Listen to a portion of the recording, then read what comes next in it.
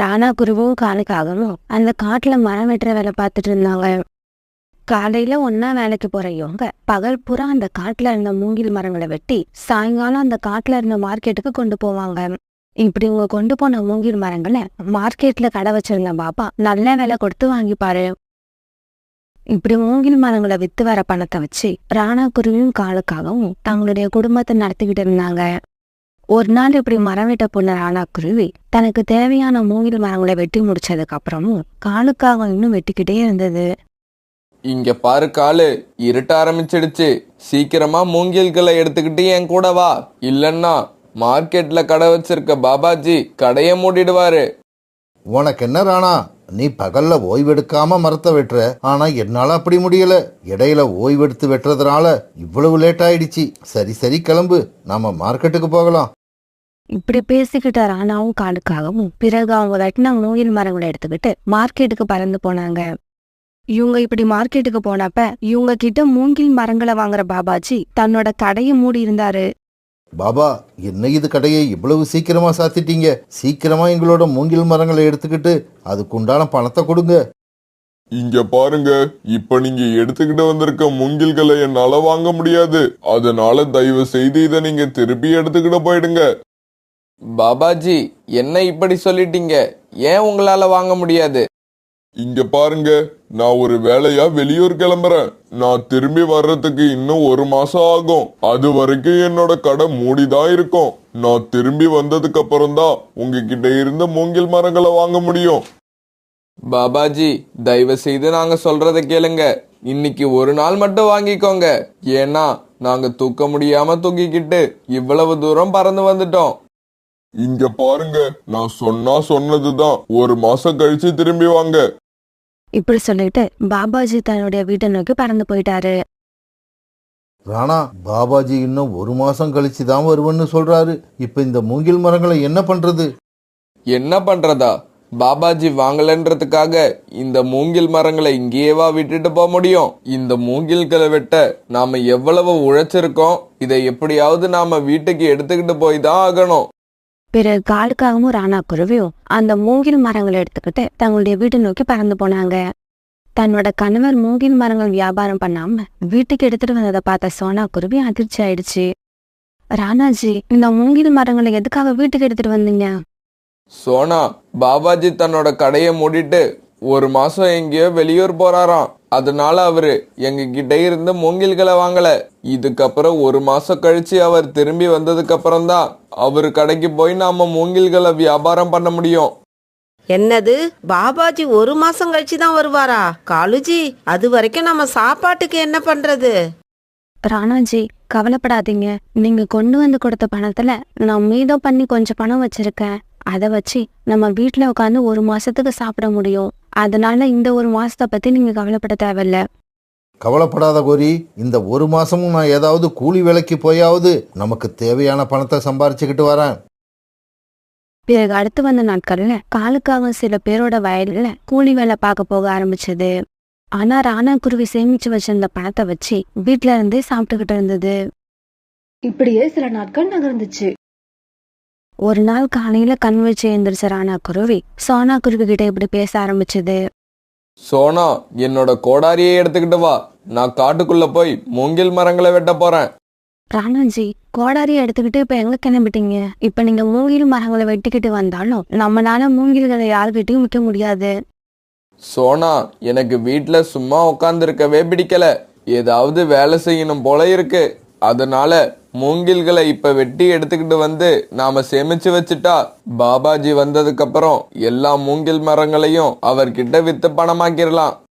ஆமா ராணாஜி, இதுவும் நல்ல ஐடியா தான். பாபாஜி திரும்ப வரத்துக்கு இன்னும் கொஞ்ச நாட்கள் தான் இருக்கு.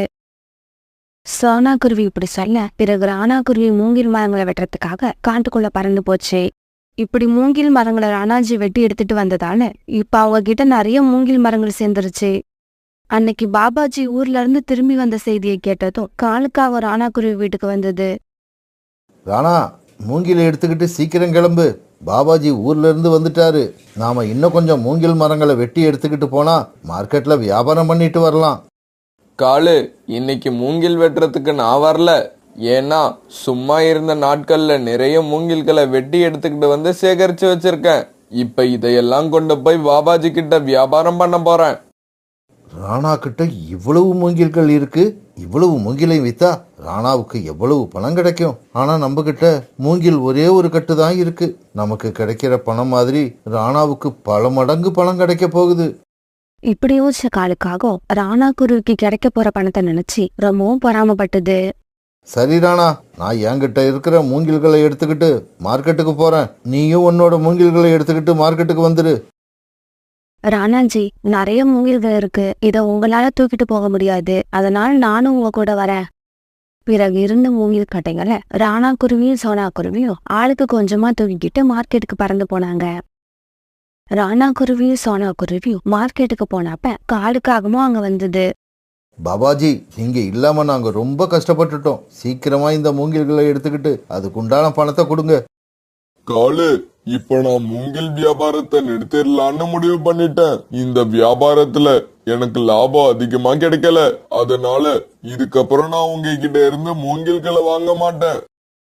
பாபாஜி, என்ன திடீர்னு இப்படி சொல்லிட்டீங்க? இந்த மூங்கில்களை வித்து அதுல வர பணத்துல தான் நாங்க குடும்பத்தை நடத்திக்கிட்டு இருக்கோம்.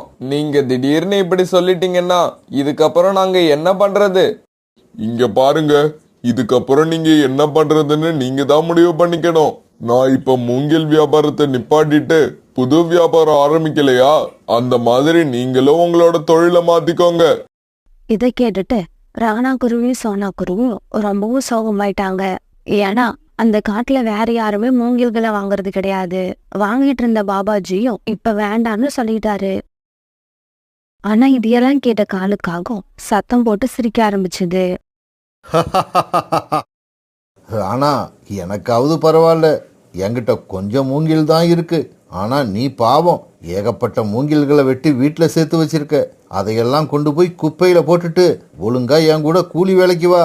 அப்பதான் நாம குடும்பத்தை ஒழுங்கா நடத்த முடியும்.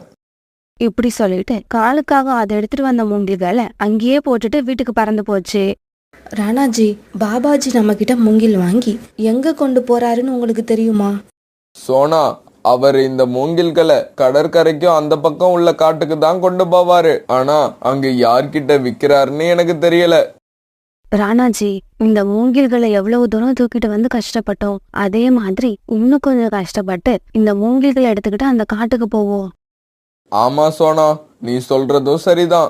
அந்த காட்டுக்கு எப்படியாவது போய் இந்த மூங்கில்களை வாங்குற பறவையை கண்டுபிடிச்சு எல்லாத்தையும் வித்துட்டு வந்துருவோம்.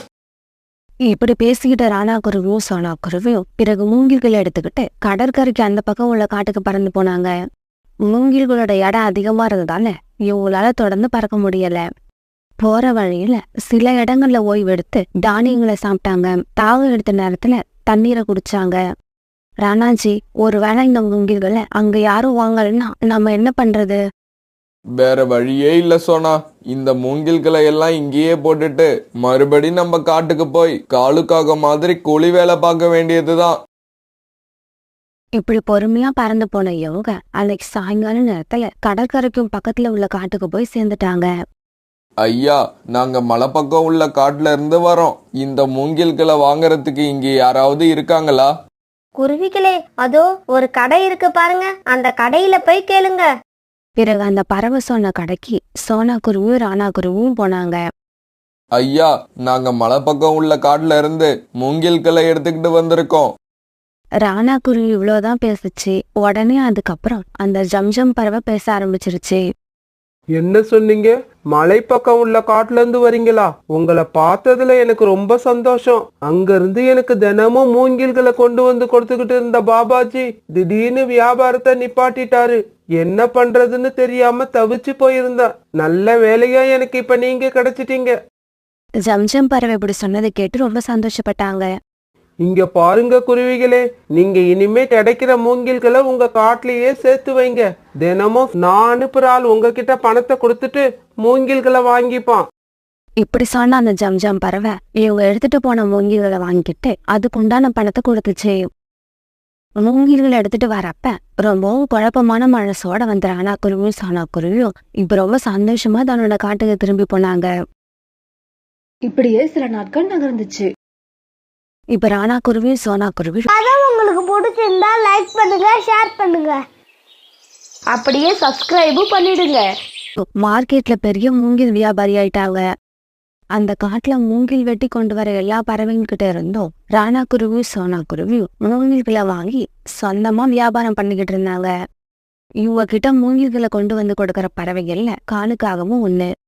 சோனா, உங்களை மாதிரி நானும் தீவிரமா முயற்சி எடுத்து மனசு சோர்ந்து போகாம செயல்பட்டு இருந்தேன்னா இந்நேரம் உங்க இடத்துல நான் இருந்திருப்பேன். முயற்சி இல்லாததால நான் இன்னும் மூங்கில் மரங்களை வெட்டிக்கிட்டு இருக்கேன். நண்பர்களே, நாம ஒரு விஷயத்துல இறங்குறதுக்கு முன்னாடி நல்லா யோசிச்சு இறங்கணும். அப்படி இறங்கிட்டோம்னா எவ்வளவு தடைகள் வந்தாலும் மனசு சோர்ந்து போக விடாம போராடிக்கிட்டே இருந்தா கண்டிப்பா கடைசியா நமக்கு தான் வெற்றி கிடைக்கும்.